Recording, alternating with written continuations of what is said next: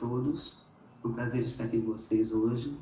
Vim compartilhar um pouquinho com vocês da minha experiência. Eu sou Rosângela Petrone Dardes Bueno Rezende, sou osteopata, sou presidente do Registro Brasileiro dos Osteopatas e vim falar um pouquinho da nossa experiência para o reconhecimento da osteopatia no Brasil. E essa experiência começa em 2003. Mas antes disso eu queria contar um pouquinho para vocês do momento em que nós iniciamos a osteopatia. A osteopatia começa no Brasil nos anos de 1985, pelas mãos de Bernard Keff, um osteopata francês que veio para o Brasil com a proposta de introduzir o ensino da osteopatia e o conhecimento da osteopatia. Obviamente, para que esse ensino acontecesse, era necessário o suporte de algumas escolas que não existiam aqui, portanto, escolas internacionais assumiram a frente e começaram a ensinar a osteopatia aos primeiros que pretenderam fazer a formação. Daí, 10 anos se passaram até que começamos a nos questionar. E agora? Como reconhecer a osteopatia? O que é a osteopatia? Né? De onde ela vem? Como mostrar às pessoas um pouco de tudo que nós somos, de tudo que nós fizemos, de tudo que nós estudamos. Então, o primeiro passo era tentar fazer uma regulamentação da profissão. Mas como fazer isso? Quais eram os órgãos que, na verdade, tinham a possibilidade de emitir esse reconhecimento? Então, fizemos uma série de pesquisas, chegamos ao Ministério do Trabalho, Ministério do Trabalho e Saúde, o Ministério da Saúde e o Ministério da Educação. Nas nossas pesquisas, era muito importante que soubéssemos onde começar, né? Dentro do Ministério do Trabalho, onde começar? Qual era o primeiro passo? Qual órgão nós tínhamos que nos dirigir para, então, pretender fazer essa regulamentação? Então, descobrimos que o primeiro passo era a CBO. O que é a CBO? A CBO é a Classificação Brasileira de Ocupações, né? Ela tem uma função de documentar as atividades profissionais. Então é importante que nós existíssemos enquanto profissionais, enquanto pessoas que fazíamos o trabalho. Então ela não tem a força de regulamentação, mas tem a força de regulação. Então nós teríamos a oportunidade de existir enquanto profissionais e exercermos a nossa atuação. Para que fazer uma CBO? Para que ter esses dados cadastrados, né? Então, os dados dela servem para a formulação de políticas públicas de trabalho e emprego e, mais tarde, também para políticas públicas de saúde, né? Então, o que faz a CBO? Ela descreve o perfil do profissional, quais são as suas competências, as suas habilidades, né? E, por consequência, também a habilidade do profissional. E como é que nós fizemos, então? Nós começamos passando por um processo de envio de uma correspondência CBO, solicitando uma reunião. E durante esse processo, obviamente, nós tivemos que nos informar, tivemos ajuda e orientação de um deputado que nos auxiliou, nos guiou e nos concedeu a possibilidade de ter uma secretária que nos auxiliasse no primeiro momento, né? Então, foi o deputado Colombo, na época, que se apresentou e nos auxiliou, buscando marcar essas reuniões. Então, a primeira reunião foi marcada junto à CBO, e na época a pessoa que dirigia a CBO era a Cláudia Paiva. Então, fizemos uma reunião, mas houve antes dessa reunião alguns caminhos, né, que deviam seguir. Então, a CBO, ela codifica o emprego e o mercado de trabalho. E também serve para você ter um registro junto ao CNAE, para que você possa ter uma licença de atuação e fazer a tua regularização para a tua atuação. Tá? Então, para poder fazer esse caminho, o que nós fizemos? Como é que nós vamos provar o que é a osteopatia? Como é que nós vamos mostrar como ela apareceu? Como é que nós vamos mostrar às pessoas que nunca viram e nunca souberam da osteopatia que ela é uma profissão? Então, nós criamos um dossiê. Esse dossiê foi montado em cima da história da osteopatia no Brasil e em cima da história da osteopatia no mundo.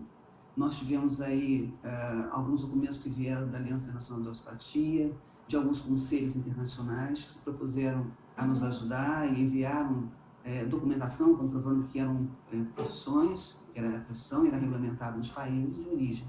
Então, isso foi um bom momento e, ao marcar esta primeira reunião, nós apresentamos esse dossiê e a carta em que nós fazíamos a solicitação da regulamentação ou da regulação foi protocolada. Esse protocolo nos deu uma certeza que antes do sim ou do não, ninguém mais poderia solicitar a osteopatia enquanto profissão ou se ocupar dela até que ela fosse aceita ou não esse pedido. Bom, o outro caminho era o Ministério do Trabalho da Saúde. E então nós pedimos ao deputado na época que nos orientasse a como marcar uma reunião com o Ministério da Saúde. Então, foi feita uma reunião, fizemos uma reunião junto com a Comissão Nacional de Saúde, onde tinha um representante de cada profissão, e esses profissionais nos ouviram falar, e a mesma coisa nós fizemos. Ao término da reunião, nós protocolamos uma solicitação para que nós pudéssemos ser incluídos e ouvidos, né, para um futuro aceite pelo Ministério e pela comissão, enquanto integrantes da comissão. Na mesma época, nós conhecemos a Carmen de Simoni, que foi uma indicação que nos fizeram de procurar alguém que pudesse nos orientar, já que a osteopatia era uma medicina natural. E a Carmen, então, na mesma época, as duas reuniões que fizemos com ela, na segunda reunião, ela nos apresentou a Iracema Benevides. Foi uma grata satisfação também de conhecê-la. Aí inicia a nossa busca de trabalhar junto às PICs, embora nós já tivéssemos, desde 1992, um ambulatório público no Rio de Janeiro. O primeiro foi aberto no Hospital de Trauma e Ortopedia do Rio de Janeiro, depois o Hospital Anchieta, e agora, depois de tantos anos, nós temos também no Rio Grande do Sul e em São Paulo, ambulatórios para atendimento de osteopatia na rede pública de saúde. Então, a nossa caminhada pelas PICs começou mais ou menos nessa época. Bom, passou o tempo e um ano e pouco depois nós fomos chamados na FIP. E o que é a FIP? A FIP é um Instituto de Pesquisa Econômica da Universidade de São Paulo. E para que ela serve? Ela é um órgão que atua junto à CBO e a FIP tem a proposta de organizar as ações e o conhecimento sobre cada atuação profissional e aí descrever as suas competências, para que ela seja, então, inclusa na codificação da CBO. Bom, fizemos 2 reuniões com a FIP para preparar essa codificação.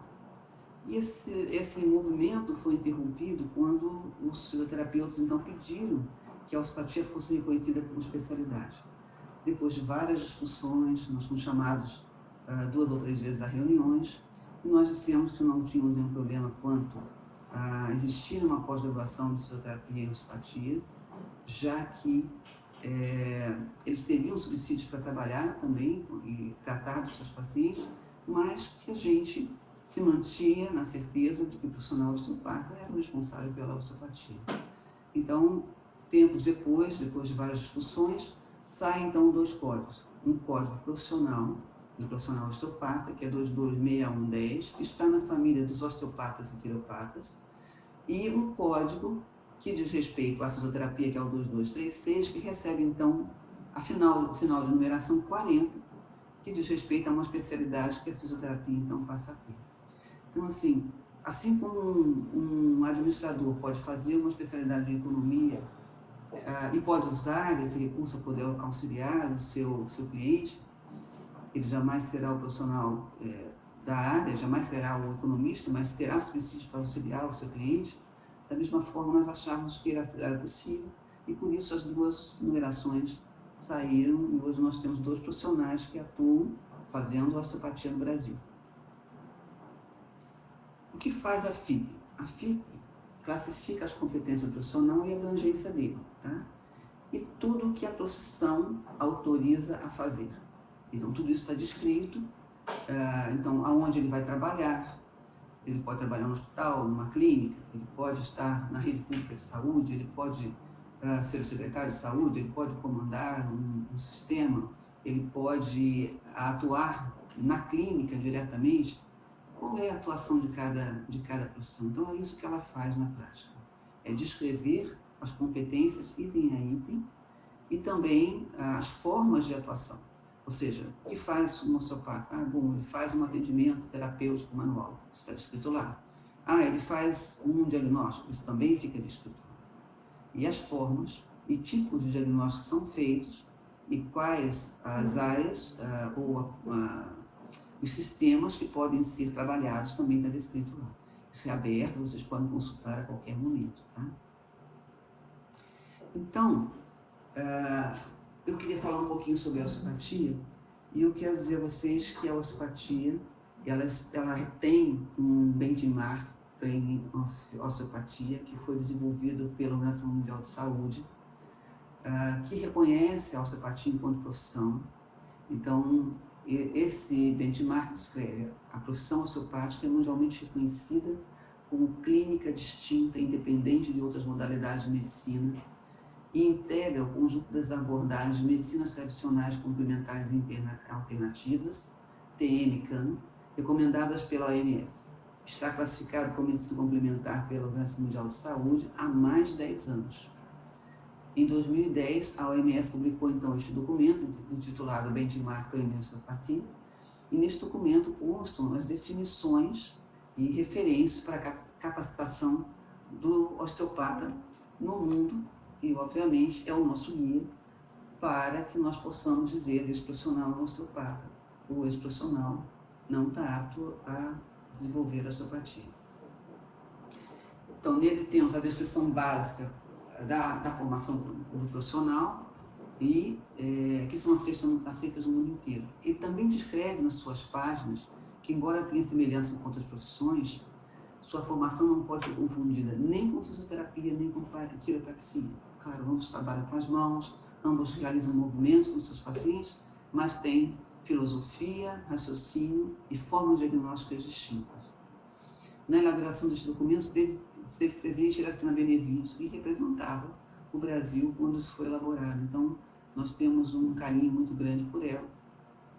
E em muitos momentos, ela esteve presente na nossa classificação da CBO, que nós a convidamos, porque era também uma vitória não só nossa, mas também dela, que trabalhou por esse documento na Organização Mundial de Saúde. A osteopatia vem continuando o seu caminho para o reconhecimento, né? Então, começamos em 2015, é lançada a PL 2778, de autoria da deputada Luísa Lundin. Então, nós caminhamos agora para o reconhecimento. Então, o que tem de importante as práticas integrativas e que relação ela tem com a CBO? É muito importante que os profissionais, né, tenham a possibilidade de codificar, de regularizar as suas ações, ou de regulamentar as suas ações, de ter um código guia onde ele possa estar inserido e onde ele possa ser reconhecido também no mercado. Né? É importante delinear o perfil do profissional, as suas habilidades e competências, para que cada profissional, no seu planejamento de ação e interação, possa reconhecer o outro e saber aonde as suas ações podem trabalhar de forma conjunta. Então, é muito importante que haja um planejamento de ação entre todas essas práticas e que nós possamos reconhecer o caminho e a prática de cada um, até para melhorar ou qualificar o nosso atendimento à pessoa que nos procura. Seria interessante que todas as PICs estivessem com registro na CBO, para que esse delineamento fosse instituído e reconhecido. Qual a importância disso, né, para os praticantes das PICs em particular? É o fato que eu já disse antes, que é essa competência, esse correconhecimento das competências. E até para que, reconhecendo as competências, nós possamos saber se nós também estamos aptos ou não a realizá-las. porque as práticas são tão interessantes, às vezes elas são tão lindas, que nos encantam os olhos do coração. E muitas vezes a gente quer fazer, porque ela é bonita, ela realiza um trabalho muito lindo. Mas o questionamento tem que ser feito: será que nós temos o preparo para realizá-la? Será que nós temos o conhecimento necessário para que essa prática seja efetivamente desenvolvida da forma como ela deve ser? Fica uma questão a se pensar. Só sabendo das competências, podemos saber se a prática nos cabe, né? Se o conhecimento exigido nos permite trabalhar com ela, afinal. Seja de forma técnica, seja de forma emocional ou espiritual, de acordo com a proposta de cada pique. Ou incorporaremos um risco de ser, ter tudo e não compreender nada. A gente pode ter várias formações e não conseguir desenvolvê-las da forma como ela deve ser desenvolvida, porque na verdade nós não temos o conhecimento da filosofia, da construção curricular, da forma que ela se desenvolve e da linha de pensamento que ela tem, né? Então, por exemplo, você não pode pretender fazer acupuntura em ossos, né? Você é um médico, você é ortopedista, você não vai fazer acupuntura em ossos, senão você não alcançou o objetivo da sua formação. Esse é um exemplo bem prático disso. Você não pode pensar em fazer osteopatia unicamente no músculo esquelético, ela é integrada. Portanto, a osteopatia não é dividida por partes, ela é sistêmica. Então, esse olhar tem que ser reconhecido dentro das competências que se propõe, para que a gente possa saber se aquilo nos cabe, se realmente nós estamos preparados, se a nossa formação de base é compatível com aquilo que nós pretendemos fazer, né? Eu posso abrir uma pós-graduação no Brasil em qualquer área. Resta saber se a minha formação é o suficiente para que eu a complemente, ou que eu faça como especialidade, isso seja suficiente para que eu tenha a competência de realizar com propriedade o meu trabalho. Então, há algo que nós precisamos pensar, né? Há algo que nós precisamos detalhar, talvez amadurecer. Qual seria a melhor forma? Nós sabemos que há pouco tempo abriu uma janela para que as profissões tivessem o acolhimento das PICs e pudessem fazer, incluir nas suas formações, algumas delas. A questão é saber se o meu currículo de base é compatível com aquilo que eu estou fazendo, né?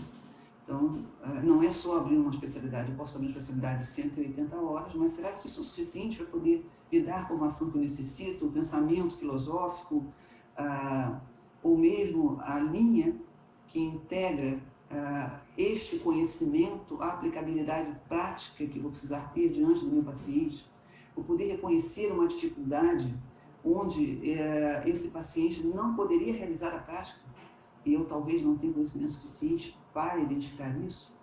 Bernard Kev, que foi o nosso fundador no Brasil, tinha uma frase que era muito importante e curiosa. Ele dizia: um osteopata tem que saber manipular. Um bom osteopata sabe quando não manipular.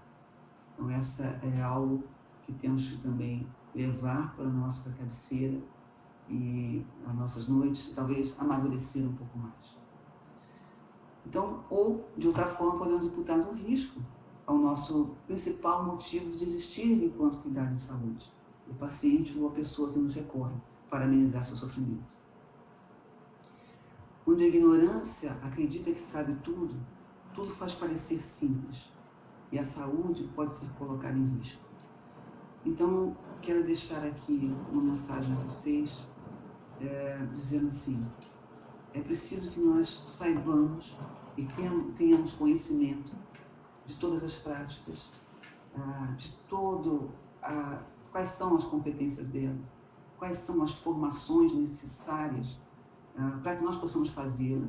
Obviamente, cada um de nós pode ter mais de uma formação, isso é permitido e consolida aquilo que pretendemos enquanto praticantes de terapia, enquanto aqueles que acreditamos na saúde integrada e integrativa, enquanto as pessoas que reconhecem nos pacientes pessoas que necessitam de seus cuidados.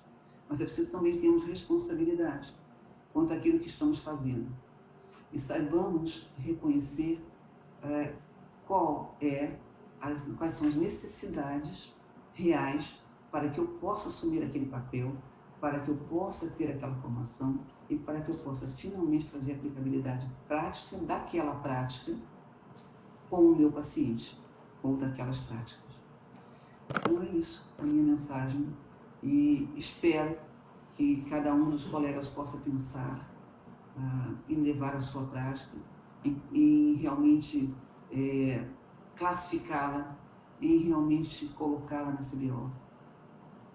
Eu acho que isso é de bom tamanho para que possa haver uma valorização das práticas, um reconhecimento delas e das pessoas que as praticam enquanto profissionais. Que todos nós possamos nos integrar, trabalhar de forma múltipla e integrada, né? Nós trabalhamos de forma múltipla quando nos colocamos para trabalhar entre vários profissionais. Nos integramos quando conseguimos colocar as nossas disciplinas na atuação do paciente, né? E é muito importante que nós saibamos também nos colocar com responsabilidade dentro desse trabalho tão lindo que são as práticas integrativas. Muito obrigada, é um prazer estar aqui com vocês e espero encontrá-los em outros momentos. Muito obrigada por ouvir.